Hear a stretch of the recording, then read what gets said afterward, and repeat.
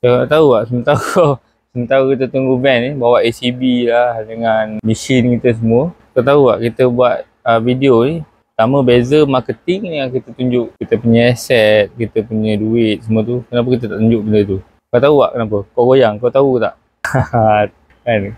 Sebab je benda tu kalau orang tengok, contoh kau tunjuk duit, kau tunjuk kau punya nilai projek semua, benda tu sebenarnya sekali lalu je orang tengok. Sebab kalau orang lagi kaya pada kau, kan? Dia cakap, alah, berapa je kan? Tapi kalau orang lagi rendah akan iri hati pula, dia akan sakit hati pula. Jadi benda tu tak ada manfaat pun. Kau nak tunjuk berapa banyak kau punya duit, berapa banyak. Tapi beza marketing, kita nak orang tahu kita buat kerja apa. Untuk orang contact kita, just kita tunjuk apa kerja. Apa kita buat. Reverse. Sebab kita buat kerja kat sini lah, sekejap lagi. Benda tu lah. So, mesin pun dah sampai. Sementara tu habis lah.